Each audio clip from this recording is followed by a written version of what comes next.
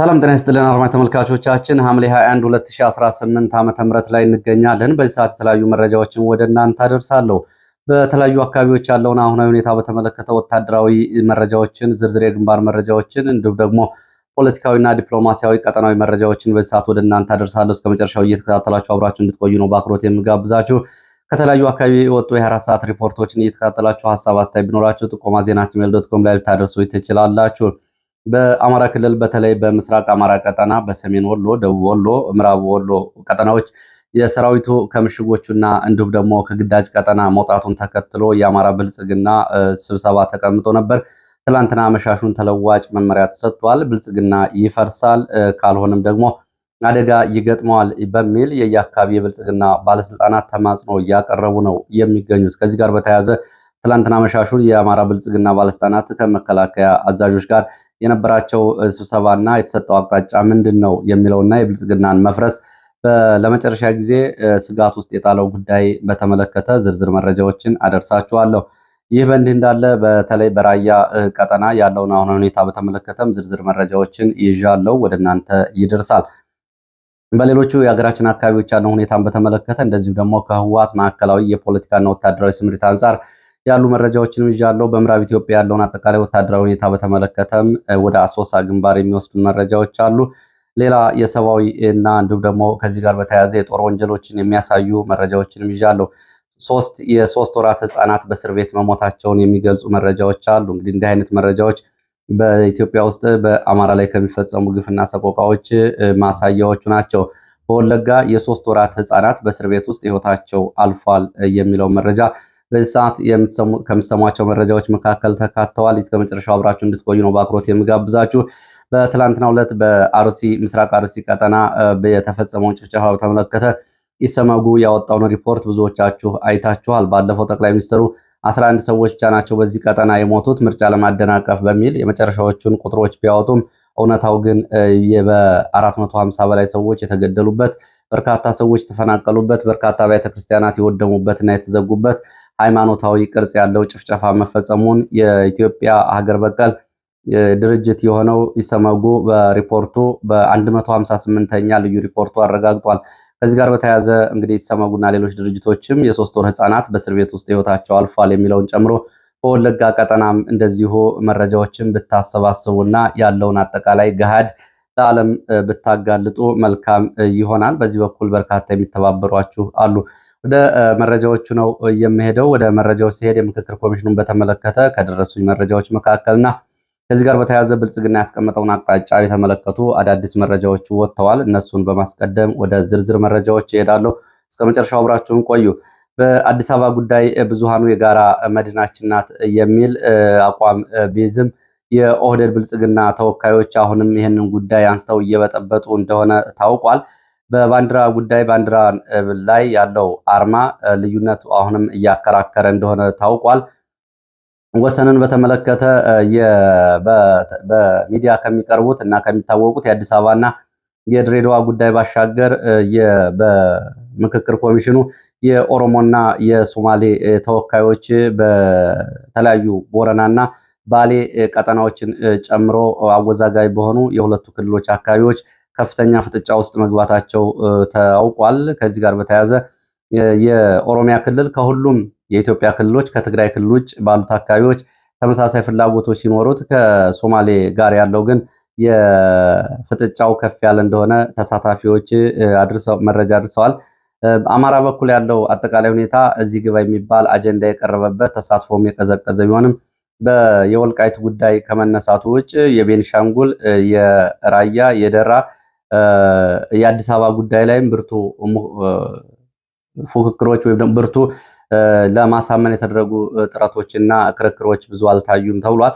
በወላይታና ጋምጎፋ የተፈጠሩ እንደዚሁ በጋሞ አካባቢ የአብያታ ሐይቅና አዋሳኝ ጋምጎፋ በጨንቻና አካባቢው የተፈጥሮ ሀብትና በቀጠናው የድንጋይ ክሰል ጋር በተያያዘ እንደዚሁ እነዚህ አካባቢዎችም ውዝግብ ውስጥ እና እንደዚህ አይነት ክርክር ማንሳታቸውን ተሳታፊዎች ገልጸዋል።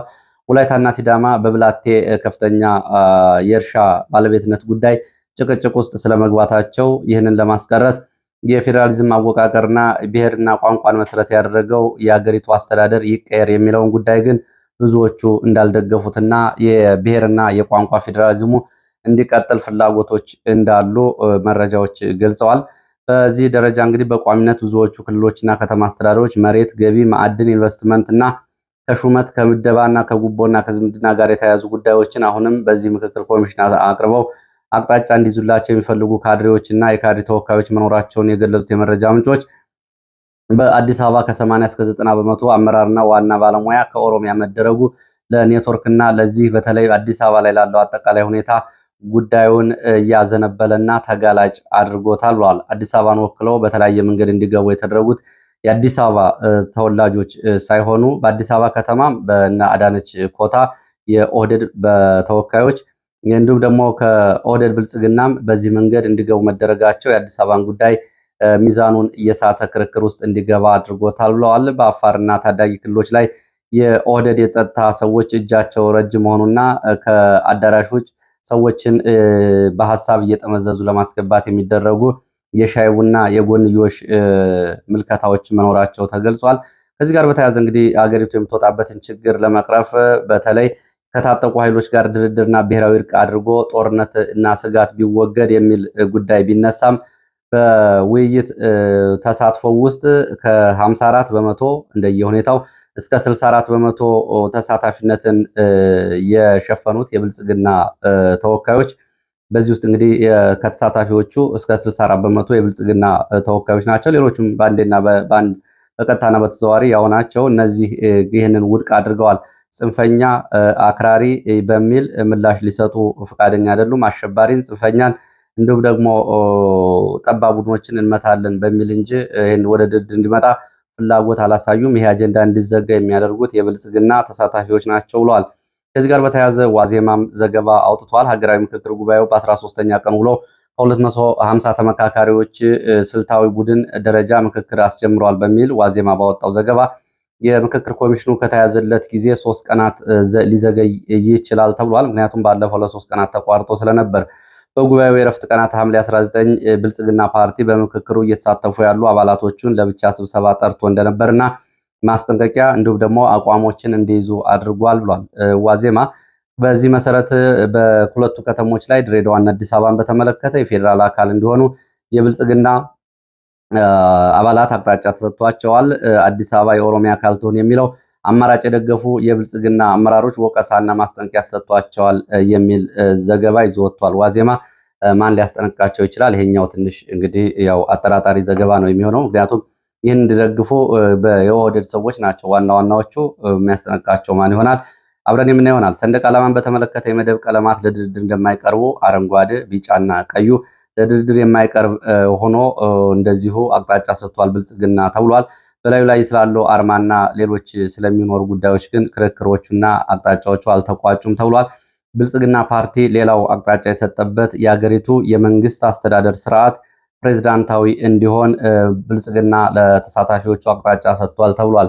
ይህም እንግዲህ ቀደም ብሎ አብይ አህመድ ክልሎችን የማፍረስና አገሪቱን ፕሬዝዳንታዊ የማድረግ እንቅስቃሴው አካል እንደሆነ ታይቷል። ክልሎችን የማፍረስና እንደገና የማዋቀር ጉዳይ በኦህዴድ የፊት አክራሪ የፊት ፖለቲከኞች ተቃውሞ ቀርቦት ለጊዜው ቆም ያለ ቢሆንም አገሪቱ ፕሬዝዳንታዊ ትሁን የሚለው ጋር አብሮ አቅጣጫ ይሰጥበታል ተብሎ ይጠበቃል። እንግዲህ ፕሬዝዳንት እንዲሆን አብይ አህመድ ከፓርላመንት ወደ ፕሬዝዳንት እንዲመጣ የሀገሪቱ አስተዳደር ይህንን ቀድሞ ያቀደው ነው።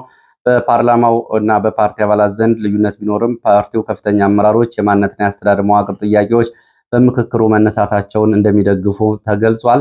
የፓርቲው አመራሮች እና በተመካካሪዎች ማደሪያ ቦታዎች አነስተኛ ስብሰባዎችን በማድረግ ድንገተኛ አቅጣጫዎች እየተሰጡ መሆናቸውና ብልጽግና በዚህ መንገድ የተዘጋጁ ጽሁፎችና ማስታወሻዎችን እያነበቡ አቅጣጫ እንደሚሰጡ ታውቋል። በብልጽግና ተጨማሪ ሌሎች አካላትም ማህበራዊ ሚዲያና በጽሁፍ መረጃዎች በመለዋወጥ የተቀናጀ ተሳትፎ እያደረጉ እንደሆነ ዋዜማ ዘግቧል። ሀገራዊ ምክክር ኮሚሽኑ ያልተረጋገጡ መረጃዎችን በሚያሰራጩ ተመካካሪዎች ላይ እርምጃ እንደሚወስድ ቢያስጠነቅቅም መደበኛ ያልሆነ የቡድኖች አደረጃጀትና እንቅስቃሴዎች እስካሁን በዚህ በኩል የተሰጠ ይፋዊ መግለጫ የለም።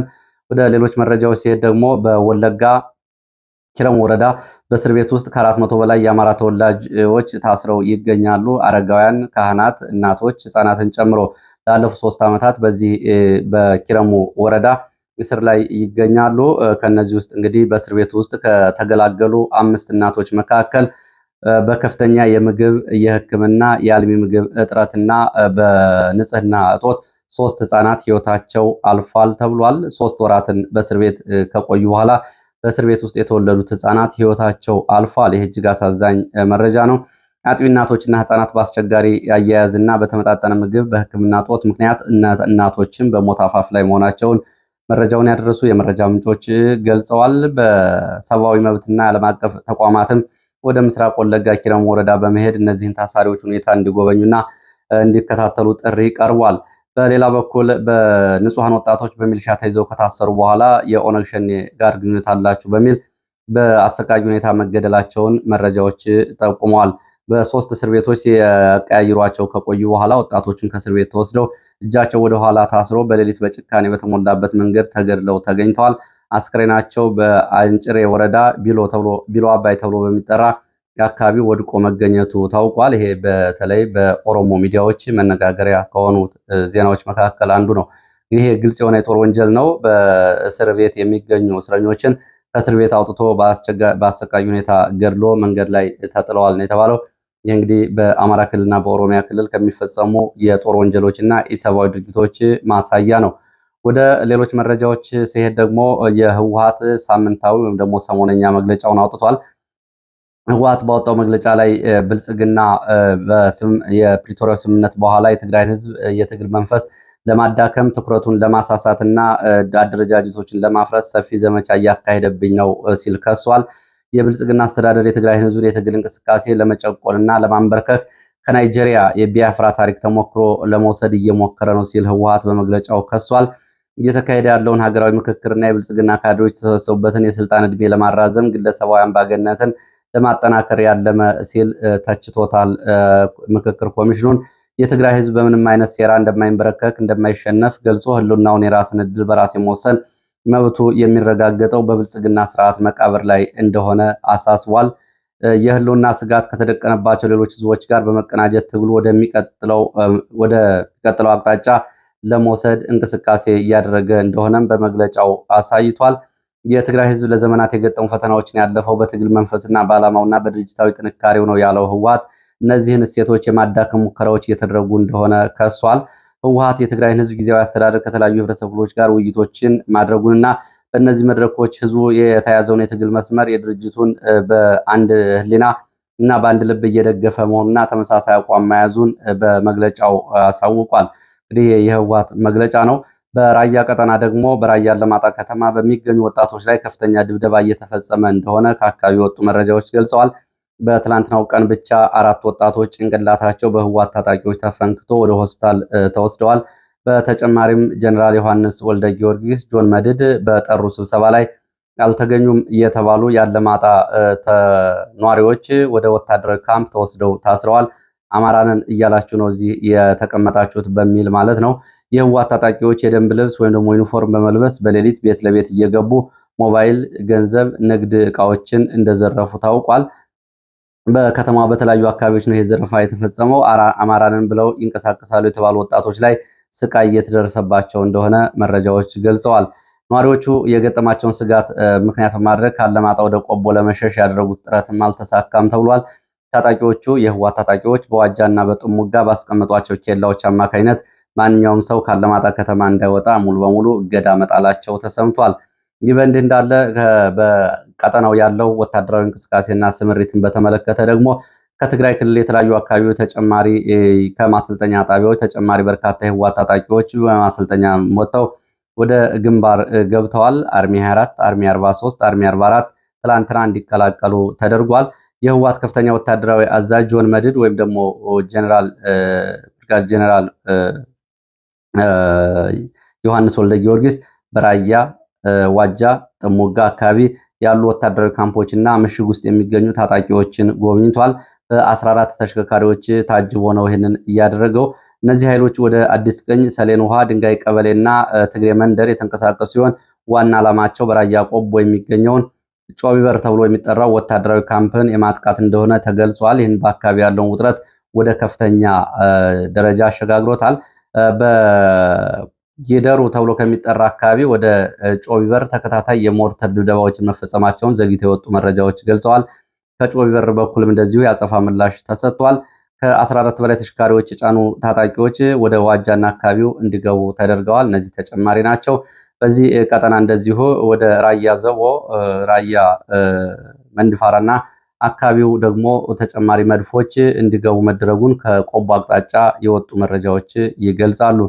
በአማራ ክልል ያለውን አጠቃላይ ሁኔታ በተመለከተ የወጡ መረጃዎችን አደርሳለሁ። እንግዲህ በዚህ በኩል ከአሁን በፊት አንዳንድ የመከላከያ አባላት የአማራ ብልጽግና ባለስልጣናትን ኮዳ የሚል ቅጽል ስም አውጥተውላቸው እንደነበር ይታወቃል።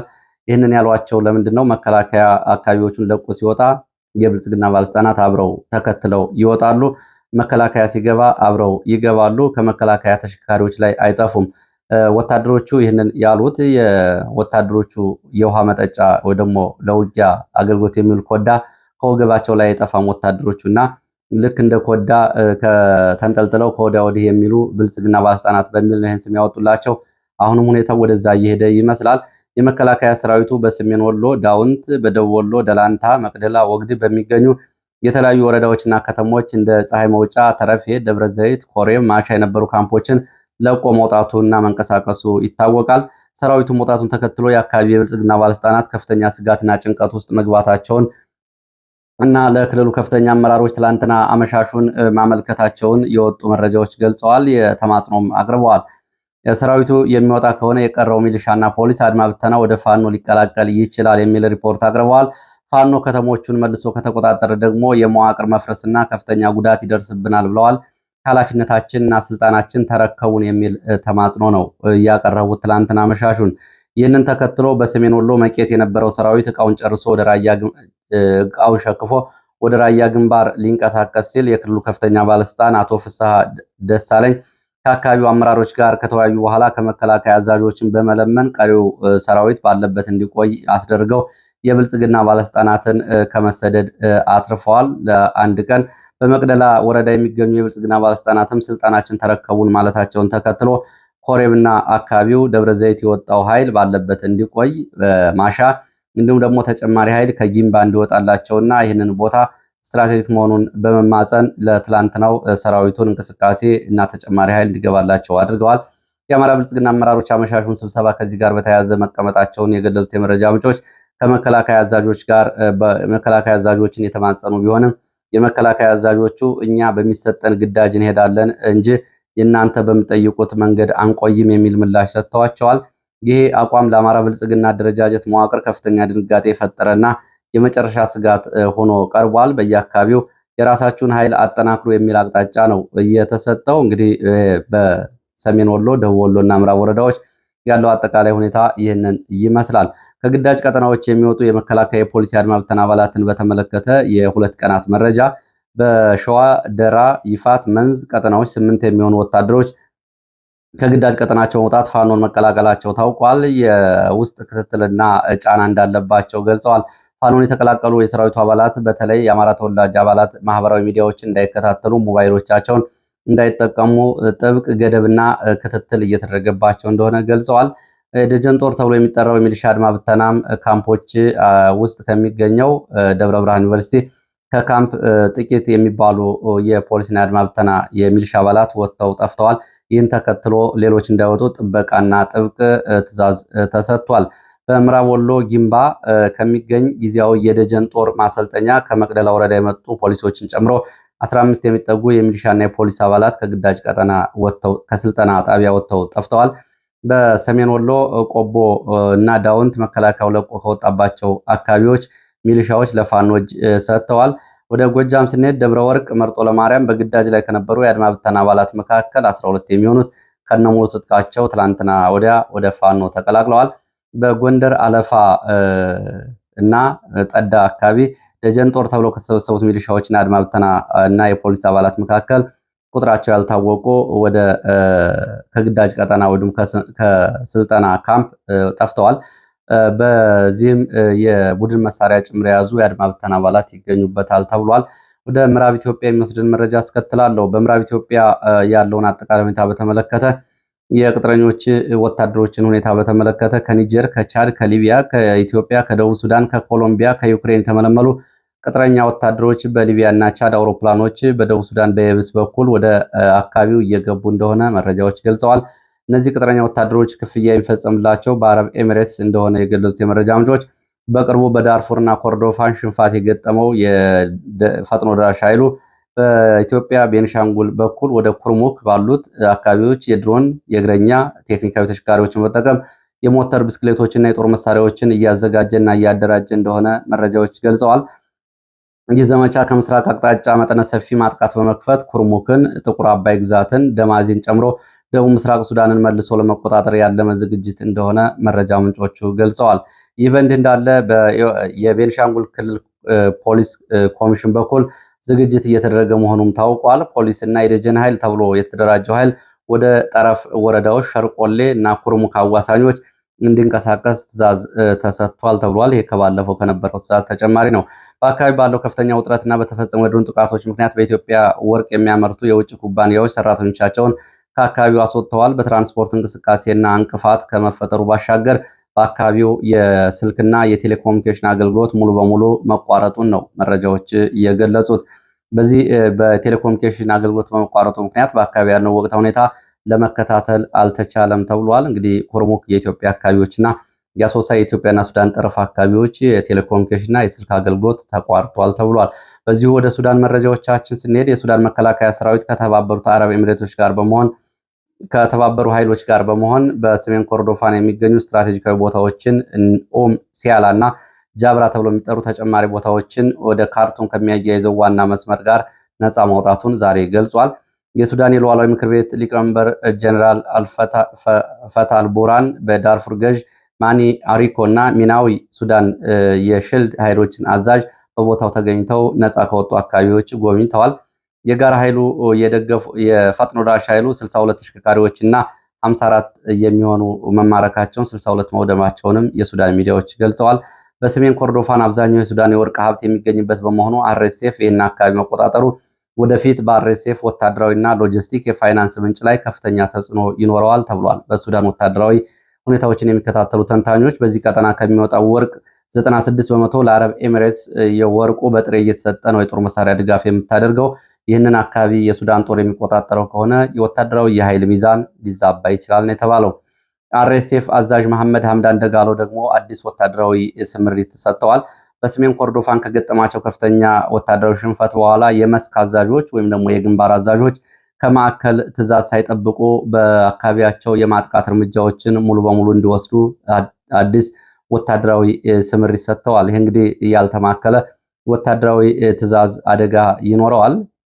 ሄሜቲ ወታደሮቹ ወታደራዊ ሚስጥር እንዲጠብቁና ወታደራዊ እንቅስቃሴዎችን በቪዲዮ ከመቅረጽ በጽኑ እንዲከለከሉና ይህንን የሚቆጣጠሩ አካላትን በተለይ 15ኛ ፖለመን የውስጥ ሰላዮች ሲሉ እርምጃ ይወሰዳል ብለዋል። አርኤስኤፍ ከሊቢያ፣ ከኢትዮጵያ፣ ከደቡብ ሱዳን ያሰባሰባቸውን ታጣቂዎች በኒያላ ከተማ በኩል ወደ ኮርዶፋንና ዳርፉር ግዛቶች መልሶ በአውሮፕላን እያስገባ ለማንቀሳቀስ እቅድ ይዟል ተብሏል። ሄሜቲ ወደ ሼክ ጃብራ እንዲንቀሳቀሱ ያዘዘው የቡድኑ 142ኛ ብርጌድ አዛዥ ሐጂ ሁሴን አልባውሽ እና በርካታ ታጣቂዎች በደረሰባቸው ጥቃት መገደላቸው በነ ደጋሎ ጦር ከፍተኛ ድንጋጤ ፈጥሯል ተብሏል። የሶማሊያ ብሔራዊ ጦር ወደ ሶማሊያ ስንሄድ ወደ አፍሪካ ቀንድ የሶማሊያ ብሔራዊ ጦር ከአልሸባብ የሚሰነዘሩበትን የመኪና ቦምቦችና የፌንዲሽ ጥቃቶች ለመከላከል ታንኮችና የታጠቁ ተሽከርካሪዎችን ወደ ግንባር ማሰማራቱን ገልጿል። የሶማሊያ ፕሬዝዳንት አልሸባብን ከመካከለኛው ሸበሌ ከጋልሙዱግ ክልል ሙሉ በሙሉ ለማጽዳት ያለመ አዲስ ወታደራዊ ኦፕሬሽን ማስጀመራቸው ታውቋል። ይህንን ተከትሎ አልሸባብ በዚህ ቀጠና በሚገኝ የዩጋንዳ የአሚሶም ሰላም አስከባሪ እንዲሁም ደግሞ የሶማሊያ ብሔራዊ ጦር ዋና ዋና ካምፖች ላይ መጠነ ሰፊ ጥቃቶችን ማድረሱ ታውቋል። ለዚህ ሰዓት ያስኳቸው አጫጭር መረጃዎች እነዚህን ይመስላሉ። ስለተከታተላችሁ በእጅጉ አመሰግናለሁ። በሌላ ተመሳሳይ መርሃ ግብር እንገናኛለን። ሀሳብ አስተያየት ቢኖራችሁ ጥቆማ ዜናችን ሜል.com ላይ ልታደርሱ ትችላላችሁ። መልካም ጊዜ